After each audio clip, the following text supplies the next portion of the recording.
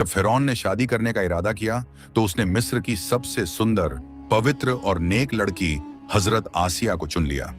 वह रियान बिन वलीद की पोती थी, वही राजा जो हजरत यूसुफ अलैहिस्सलाम के समय में ईमान ला चुका था। हजरत आसिया के माता पिता ने फिरौन का प्रस्ताव ठुकरा दिया, लेकिन फिरौन ने धमकी देकर जबरदस्ती शादी कर ली। अल्लाह ने अपनी कुदरत से हजरत आसिया को फिरौन की बुराई से महफूज रखा। रिवायतों में आता है कि शादी की पहली रात ही फिरौन नामर्द हो गया और सारी जिंदगी उनके करीब न आ सका। हजरत आसिया अपनी पवित्रता पर कायम रहीं और गुप्त रूप से अल्लाह पर ईमान ले आईं। जब हजरत मूसा अलैहिस्सलाम को नदी में डाल दिया गया तो अल्लाह के हुक्म से वह संदूक महल के किनारे आ लगा। हजरत आसिया ने मूसा को देखा तो उनसे दिल लगा लिया और फिरौन से कहा, यह मेरी और तुम्हारी आंखों की ठंडक है, इसे मत मारो। इस तरह मूसा अलैहिस्सलाम फिरौन के घर में हजरत आसिया की मोहब्बत और हिफाजत में पले बढ़े।